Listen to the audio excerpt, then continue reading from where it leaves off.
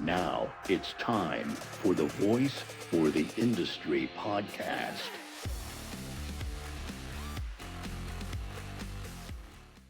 Yeah, Brent, really enjoyed talking with Rusty Prewett of Prewett Pest Control in this episode today.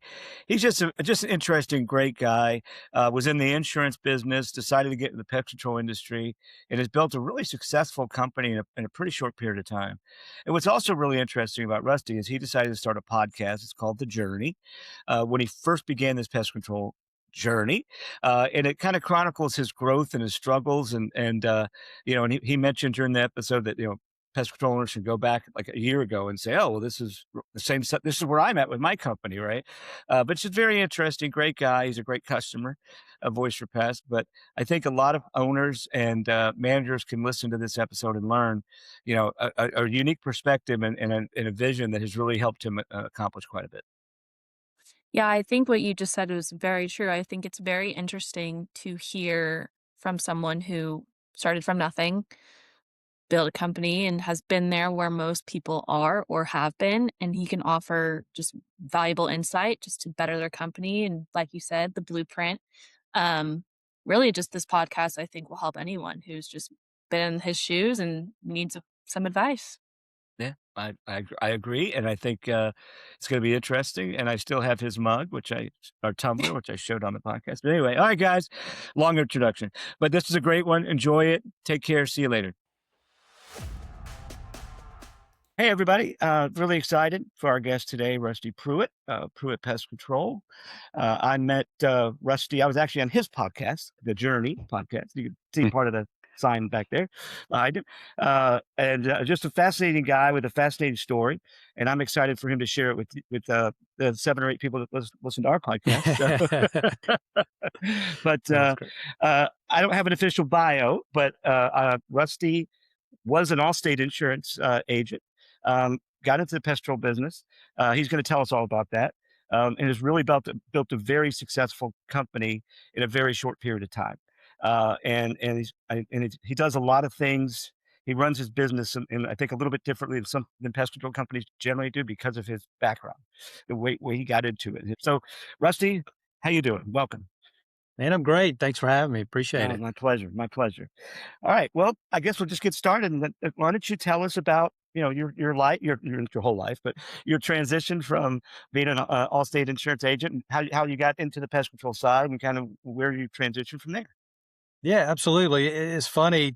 I'm like, man, we've been doing this for 5 years now in the pest control industry, and it feels like we just started the company. And so you look up, and it's amazing how quick time flies. But yeah, I was with it. I was in insurance, Allstate, incredible company. Started with Allstate in 2009, all the way up until end of 2023. I sold that business. I always say I've never been so excited to sell a super profitable recurring based business, which sounds crazy, but I think we got to a point where we started the pest control company in 2020. And even though Allstate had been amazing to us for all these years, I found myself holding on to that business because of the economics of it, and the passion wasn't there like it was. My team, knew it for both companies, and so made the tough decision to sell that business. You're all in, which was bittersweet. Yeah, it's like, man, we're laying in the ships and burning them, right? So, but yeah, so we started this pest control business in July 2020, and I think originally it was just hey, let's get it to 3 million as fast as we can. That way, we've got an option, to if we need to sell the insurance business. And so that's kind of what we did. Well, how did you get into pest control? What was it? The one day you were an Allstate agent, and you woke up and said, "You know what? I'm going to be a pest control guy." What happened? How'd you get there? Like most people are like, they somehow stumble into the industry. I feel like, and I'm certainly no exception. So just a little background, I graduated Auburn University in 2001 and had a few little jobs, right, starter jobs right out of college. And then in 2003, read the book Rich Dad, Poor Dad.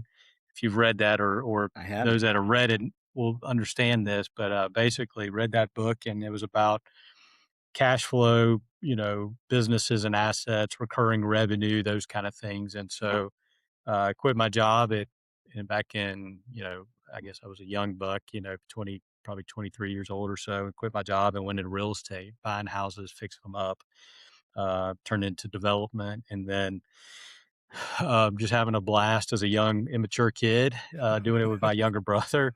That's And fun. then 2000 to 2008, 2009, we had a little thing called the Great Recession hit, Yes, right? I think I remember that.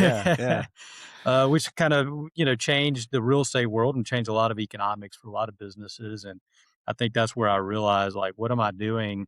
I'm in real estate, which I love, but my livelihood depends on developing a piece of property and selling it Right. for income. And so I did not have a real business. And so that really opened my eyes to find a business that provided reoccurring revenue, that was recession proof, and that I could scale it to a place where, it could operate day to day without me eventually. Right. And so that's what got me into the insurance business. And that was in 2009. And like I said, Allstate, incredible company, and I'm very fortunate to be on that path and journey. I learned a lot about small business, marketing, sales. I got to see the corporate side of it as well as the small business side. I actually went into on the corporate side in management for about 3 years Oh, okay. of that almost 15-year tenure, which is really cool to see that whole side of the business too.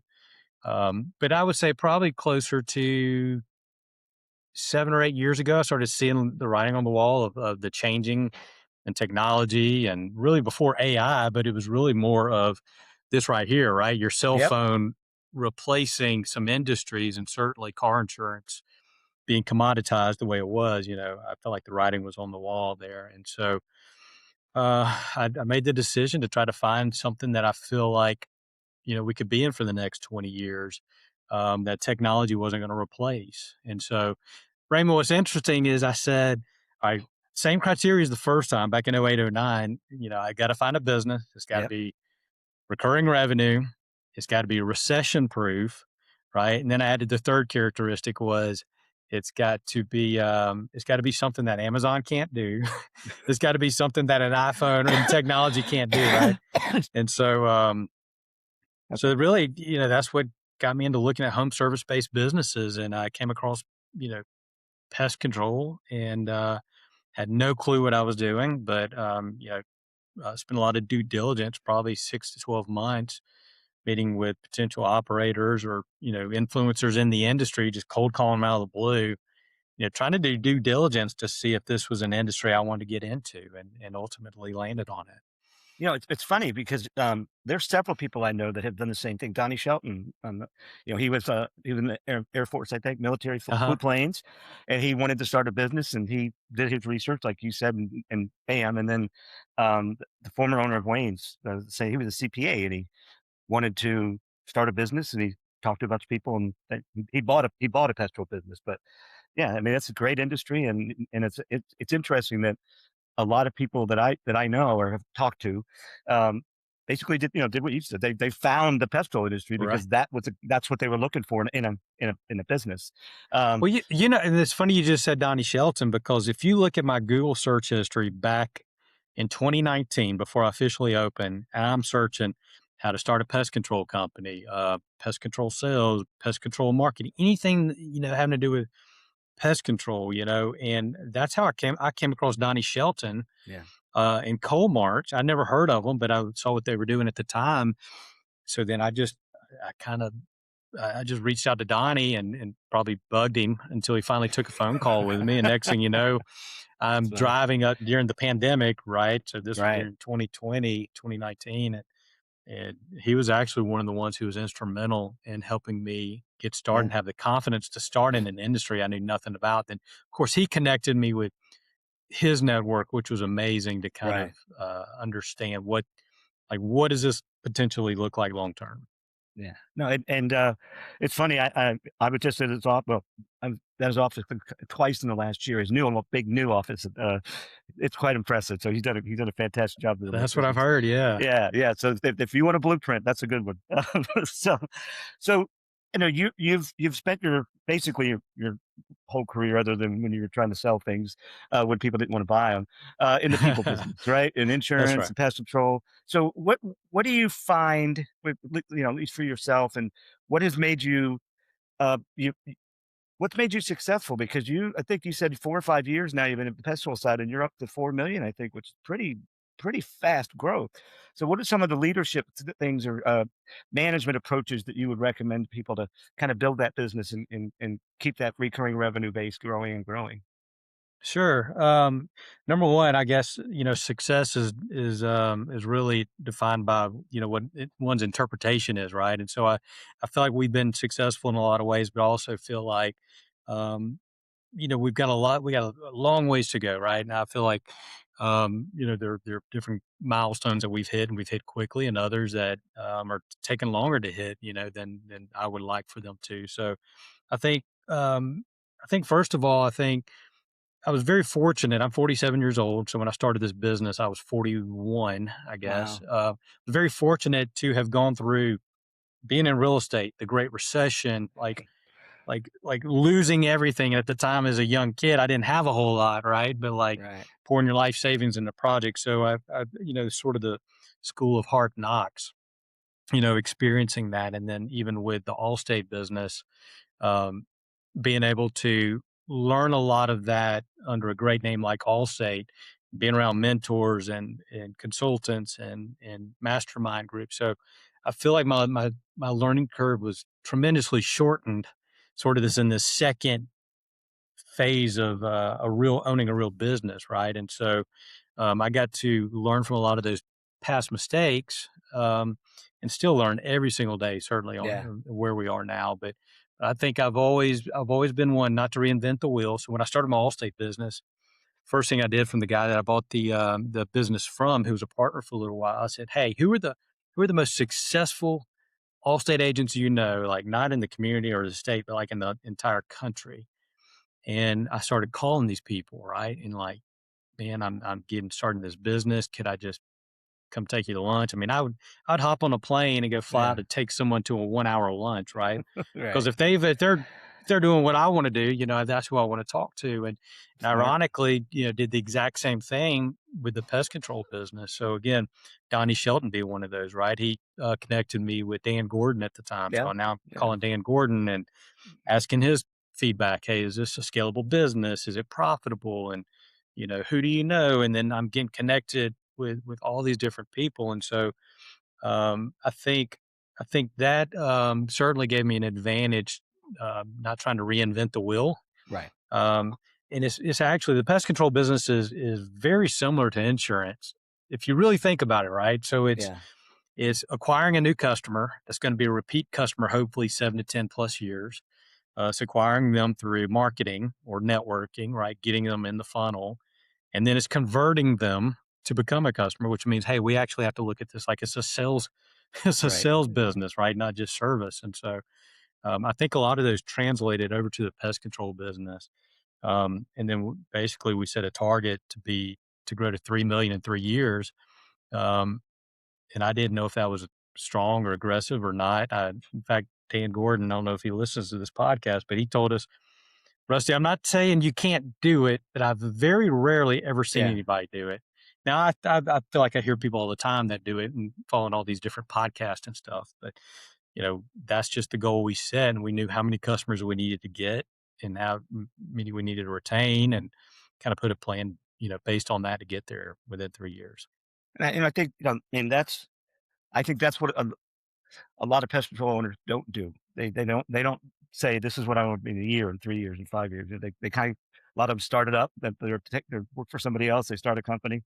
Not all of them, but yeah. And so I think it's valuable advice and insight that it's like anything else. You got to plan it to make it successful, and you planned something that was almost unattainable, yet you attained it. So because you didn't know any better, right? That's right. Very funny. So I know you're involved in the community, and I know you know. So how do you balance your community service with your business? I mean, it's a people business, and you've owned a couple different businesses. So, how do you balance that growth in business with take community service and keeping all that together? Well, I tell you, man, it's a lot more challenging having multiple locations. So right now with our pest control business, we've got 4 different markets that we serve. So we're in East Alabama, Auburn, which is where I physically live, and then we opened down in the Gulf Coast market down in Fairhope, Alabama, within gosh, about 6 or 8 months. Wow. And then within another year, we were in Tuscaloosa, and then we're in Huntsville as well, so in North Alabama. Now, look, arguably a couple of those locations were premature to go into. That's not uncommon to hear people expanding too fast in that regard, Yeah. and we were no exception. So I think it presents challenge being involved locally when you're going, trying to manage all these different things, right? But I will say that with my Allstate business, we did a lot of lead generation, a lot of marketing throughout Alabama and Georgia. We were licensed in both states. And so we essentially, set up a call center. So we had a marketing machine going with direct mail, digital marketing, social media at scale between 2 different states. But then we had our local business that we're taking care of, like being involved in the Chamber of Commerce Right. and Rotary and working our referral partners, mortgage lenders, realtors, and so that I would say that's probably where the local marketing is where 90% of pest control operators get their business from, Yeah. and so we were able to kind of um, piggyback off a lot of that investment over the previous 15 years with Allstate and the community involvement, and that translated over to the pest control. I feel like with name recognition in the market and whatnot. Well, you were in Rotary and stuff like that. So you had all these contacts that you've already developed and kind of were part of the community for years as an Allstate agent. So it was a little easier to get in and say, "Oh, by the way, Yeah, and I'm also doing this now." Yeah. what's interesting is I never leveraged that customer list with Allstate. Number one, they've got rules against that. Cross selling. That existing customer base. But I could have done a much better job actually taking that list and actually calling on those customers, but just never really leveraged that. But I think just having name recognition in the community, I think certainly helped us. Yeah. Already had some trust built, I think, with customers Right. when they were looking to make a move with their pest control. Oh, that's awesome. Yeah. Many, many years ago, I worked with a guy that he was the branch manager. I was the sales manager, I think. Anyway, he left the company and went into insurance. It wasn't Allstate, but he did that. He took the customer list from our pest control company. It wasn't his company. He was an Yeah, employee, and all of a sudden we're getting these calls from customers going, What's this Bob guy doing?" right. So it was, yeah, that was an interesting experience. Uh, so you've obviously been able to grow very quickly. You're successful. You got a lot of branches. It was sometimes a little tough, but what's the overall approach of Pruitt? Geez, Pest. What are you guys doing, trying to do differently, or how are you differentiating yourself from the pest, all those other companies that kind of have the same vehicles and use kind of the same products and all that stuff? Sure. That's an interesting question now, kind of being into this 5 years from now. And I say interesting because when I was first starting the company, I'm thinking, how can we be different? How can we create an experience for customers? Because I think this industry lags behind in a lot of areas, like with the phone solution you guys provide.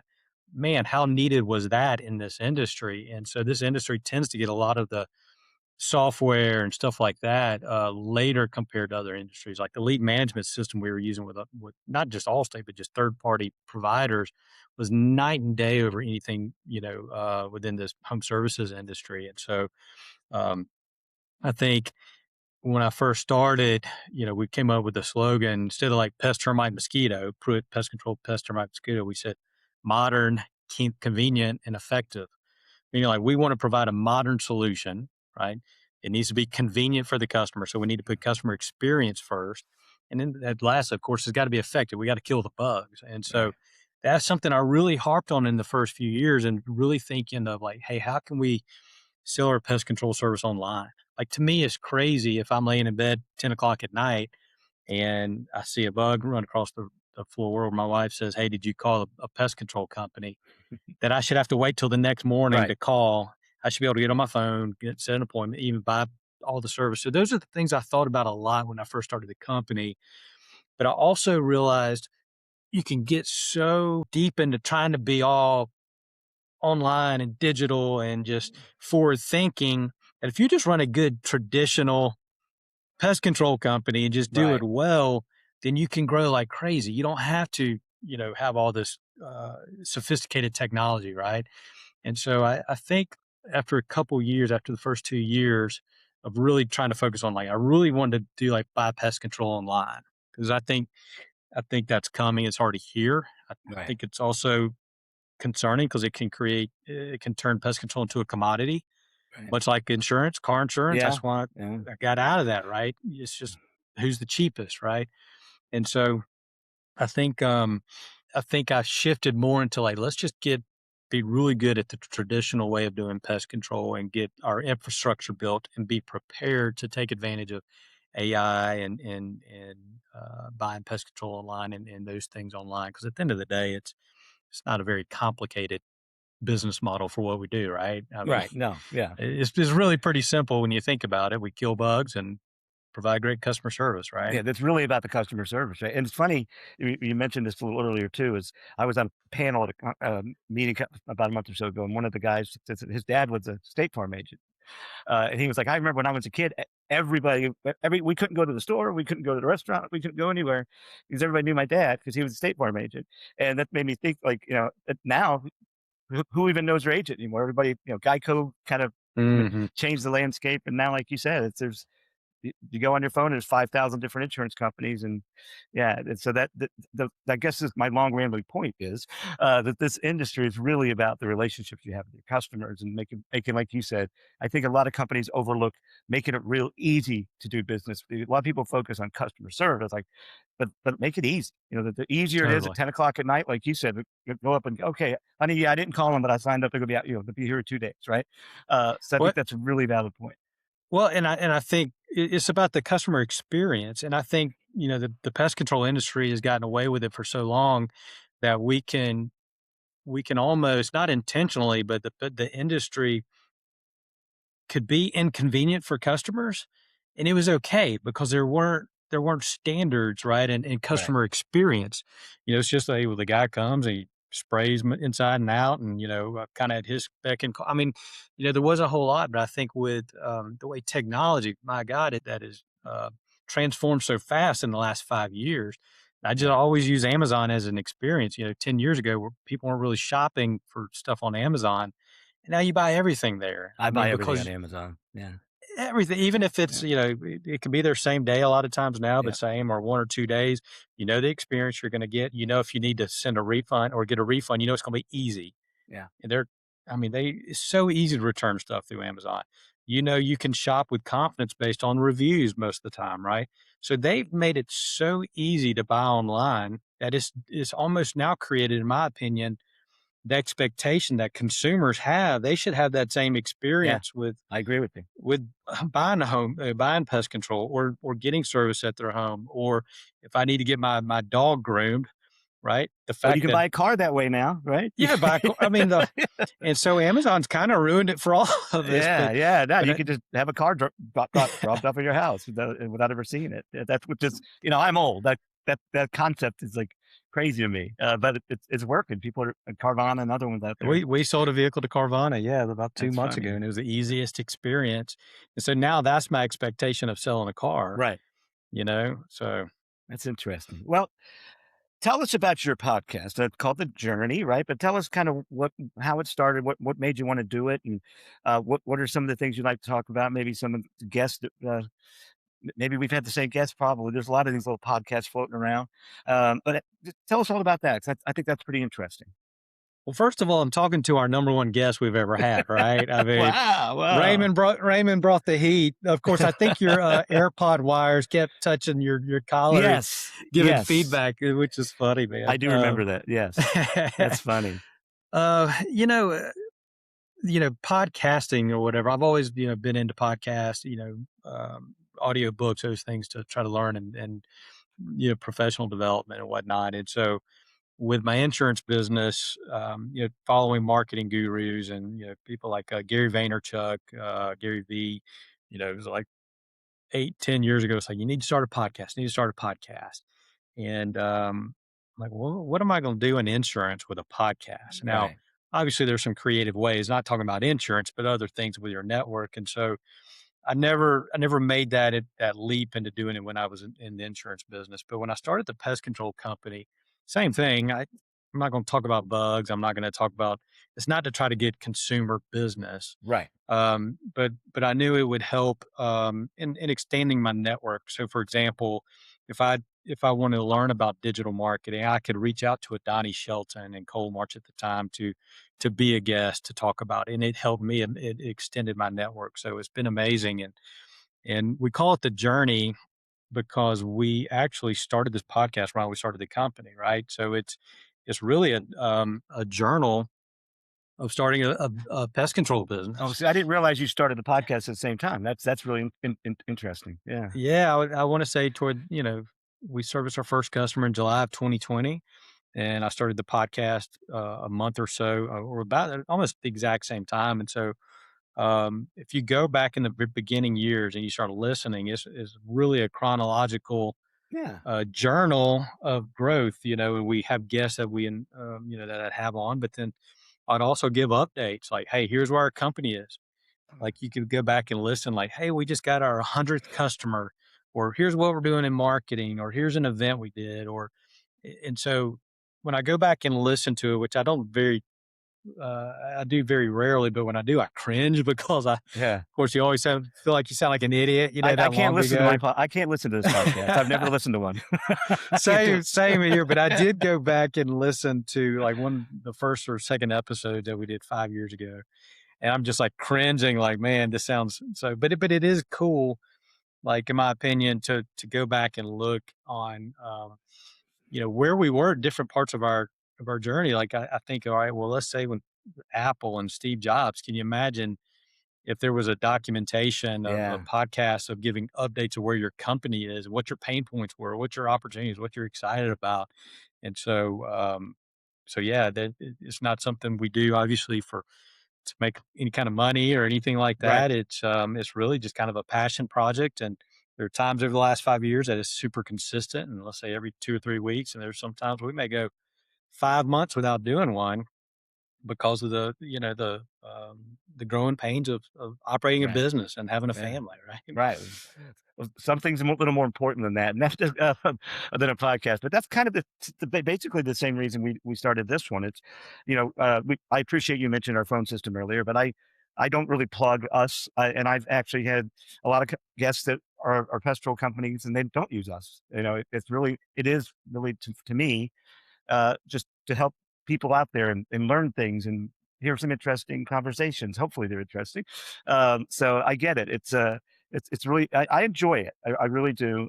We've been fortunate. We do two a month, and we've been pretty steady. But I think it's a fascinating that you've done that. You kind of created this chronological, uh, like you said, journal. And if somebody wanted to, they could go back and say, "Oh, my business is a year old," and kind of get an idea of what you guys are doing and things like that, because you've obviously got a good model to follow. So, um, and a lot of it has to do with you. You're just one of those people that it just people like to talk to. Um, Mm, all right, so I have to talk about AI. You mentioned it briefly. So where do you? I mean, obviously, there's the big thing now is voice agents, right? mhm. Uh, how do you feel about the AI voice agents and taking calls in general? But and then what do you see AI doing for the industry in the future? Yeah, man, great question. And it goes back even before AI has really become that now it's a word that everybody kind of understands, or more so, right, than even a year ago, I feel like. So Right. going back to the reason I wanted to go into pest control was because my concern that um, you know, just an iPhone and take online was really replacing insurance Mm. agents, right? And that it's no different than travel agents getting replaced back in the Right. 80s or 90s Yep. or whenever that was, early 2000s, from Travelocity and Expedia, those direct providers, and they did it at scale and they did a lot better and more efficient and cheaper, right? So it Yeah. put a lot of people out of business. And so that's one of the main reasons I wanted to go into pest control. And so it was a technology concern, um, not out of fear, but just like, hey, if I'm going to do this for another 20, 25 years, I want to, number one, build something that's scalable. And then also that technology is not going to disrupt. And, and so it's been amazing, but I would say more so really in the last year to 2 years, the AI just comes up. Everybody knows what Right. ChatGPT is. Whereas when a friend of mine actually in the industry told me about ChatGPT 4 years ago, 3 or 4 years ago, he said, "Man, you need to check this out. This is going to be a game changer." Da, da, da. I just remember thinking, Raymond, I was like, "That's all I need. One more technology or software Right. to Right. try to understand." And I'm good at that stuff. Like I love technology, I love all that stuff. But I'm like, I'm trying to work lead managers, marketing software, like our field route software, all these things, and I'm like, I just don't have mental capacity to go Right. all in on that. And so, but what's interesting is it's you hear more and more about it. Then finally, like most, you got your early adopters, and Right. it goes on, so forth. And so I started using ChatGPT just to write a job description or something, probably a year ago.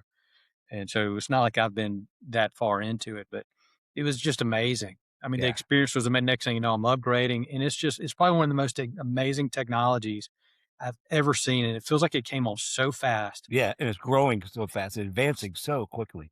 It's crazy. And Yeah. there's no way it's not going to disrupt and replace so many jobs and so many people in the world. Right. And I'm not concerned about replacing our teams. I think, as you've talked to many people in this industry and other industries, I may not need 10 CSRs Right. 2 years from now based on our growth. I may need three, but they're using the technology. Right. And I think that is certainly, it's going to enhance, um, the experience for customers. The AI agents 10 years ago, 20 years ago, the dreaded, you know, and it's like, it's zero if you're old school, Oh or yeah. Oh my speak to a gosh. person, don't Pound want to zero. speak to. Human being. Human being. Yeah. Yeah. Yeah, I just did that yesterday with Walgreens. Human yeah, being. Human being. Yeah. and now just like with chat features with AI, like if I'm on, with I don't know, whatever, Amazon or whoever, a lot of times I'm not even sure if I'm talking to a real person or not. Yeah. Yeah. And I will say this, as an insurance agent, I would say, oh, most people in the industry say, well, AI is not going to replace a real person. At the end of the day, you want to talk to a real person. But I would argue AI, because it's pulling all this information, right, that's online and all these different sources. I would argue an AI insurance agent is way more reliable and way more um, efficient, is going to give better advice than your traditional licensed insurance producer or agent out there. Right. Because I know I've hired insurance agents, I've gotten them licensed, and the level of advice I hear this agent that works for me versus this could be night and day.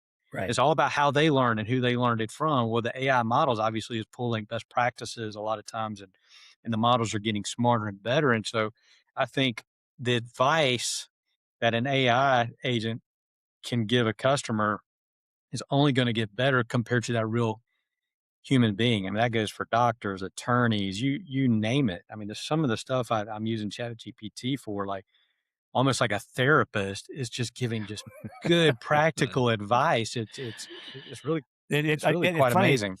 I don't really use it. I did not use it hardly at all. I mean, I don't, because a lot, but I worked with a couple people. They're younger than I am, and so I had this meeting with these two coworkers, and we had to write this proposal thing, whatever. And they're just putting everything in ChatGPT. I said, "What are you doing? Why don't you just write it?" She's like, "Why should we? It's so much easier." And then I finally used it for put this guide together, and I did, and I actually used the Copilot, I think, is to make a PowerPoint, and it basically made a 14 slide PowerPoint, and I didn't have to change it much. So I'm with you. I think, and I think I mentioned this before. I've talked to a lot of control company owners, sorry, and a lot of them feel the same way. Like, it's going to allow, you'll have less humans, like you said, but the humans you do have are going to be a higher caliber and be able to do more, and you'll probably be able to pay them more, right? Because they're going to be, because there always will be, the need for a human being at some point. But to your point, AI CSR is just going to get better and smarter, and they can already, like, learn how you're you talk, so your AI agent in Alabama doesn't talk the same as an AI agent in New York City, right? So yeah, it's pretty impressive. And I'm just the only thing, and I'm not one of these AI is going to take over the world thing, but I am like we have now created something that's going to be like superior to us, and we've always been the number one animal on the planet, right? And now we got this thing that's going to be smarter than us. You can do, so that's an interesting. But no, I think you're 100% right.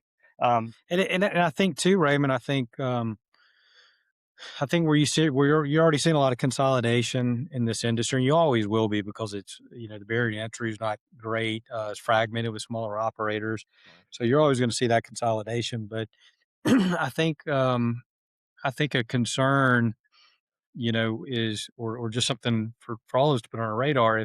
If we're not keeping up with the technology and the way consumers want to do business with us, I think that's where sort of your mom and pops, are exposed, right? I mean, Right. now look, a mom and pop may need to go get 200 accounts to make a good living, and that's fine, and they can do that through their personal network. But what happens when the consumer expectation is that they do get text reminders or Right. eventually, they see a bug and they don't even have to talk to you. They just log into their app and it automatically schedules them and all those things, right? And if our mom and pop and our smaller operators don't keep up with that technology, I think it puts them at a disservice from what consumers expect, Right. right?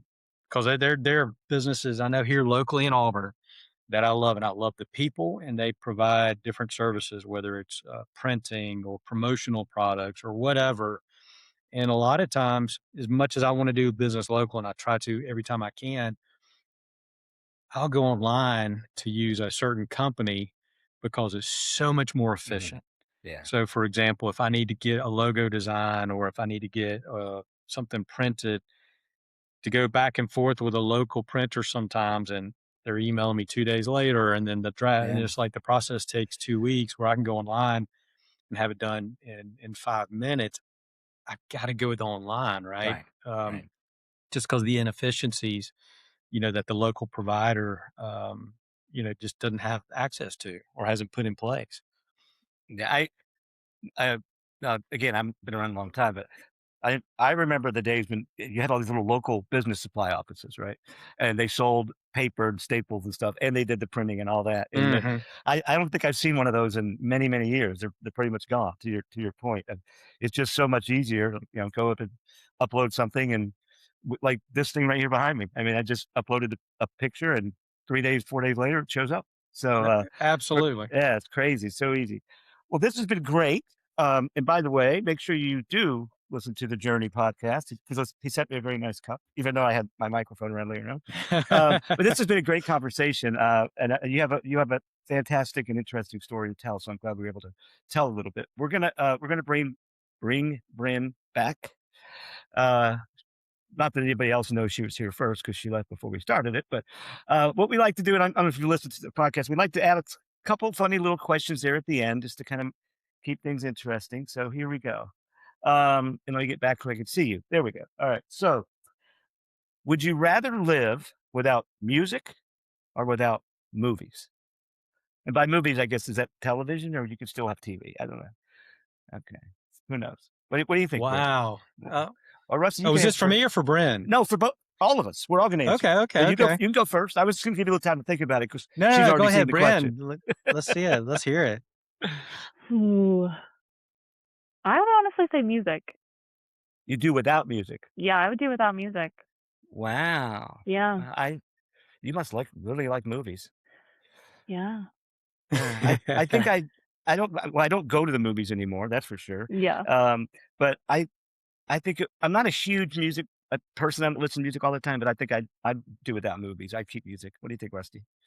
Yeah, I think I'd have to keep the music. I mean, there's just Yeah. something about the nostalgia of old music or, getting in your mood and your zone, Right. depending on. Right. So, Yeah. And when you yeah, I hear a think I have to song keep that, the music. yeah, sorry to interrupt you. Yeah, hear a song that reminds you of a time in your life. But if you're watching movies, there'll be some music in there. So that's helpful, Good point. right? Good point. Are boneless wings really just chicken nuggets? Totally. Fancy name for chicken nuggets. And Yeah. I Yeah. enjoy them. I do like them. All right. And then I've got, yeah. And it's funny because I can remember the first time I ever saw a restaurant that said buffalo wings, and I had no idea what that was. I mean, this was a long time ago. Of course, everybody knows it now. And I first time I ever saw a restaurant sign that said buffalo wings. And I like buffalo wings. I had no idea what they were. It's crazy. And now we have boneless wings everywhere. All right, last one. If you could erase one object, and I'm not sure what that means, object.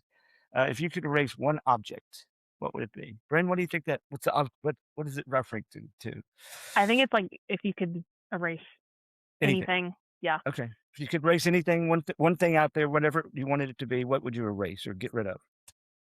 I would say Besides sickness mosquitoes. and famine and all that. Mosquitoes. I don't think Rusty wants to hear that because, that's taking money out of his pocket. I mean, I guess I'm going back into insurance now. Okay. There you go. There you go. That's pretty funny. What do you think, Rusty? What's the one thing you could just obliterate, wipe out? I mean, well, we got to say like cancer and diseases and stuff that, Yeah, not those kind of things. But yeah, that's a tough question. I think I probably, I hate to say this, but termites caused a lot of damage. Y'all are both trying to put me out of business. I know. This is ridiculous. That's what I hate How to about say. phone system? Let's just eliminate phone systems. Like, yeah.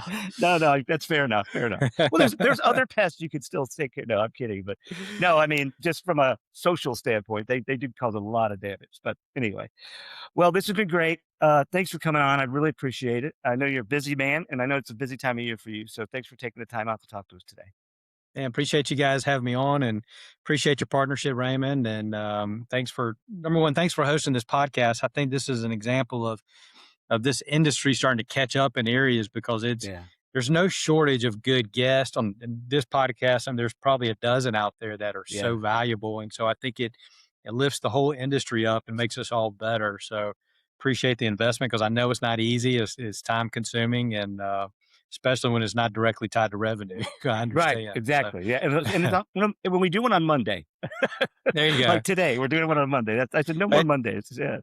But hey, if anybody wants to check ours out, again, don't roast me too bad in the comments. But it's called the Prewett Pest Journey, or the Journey Navigating Pest Control in Business. Prewett. You can just Google that, and we got a YouTube channel. We got Spotify, Apple, all that kind of stuff. So there you go. Yeah, check it out. There.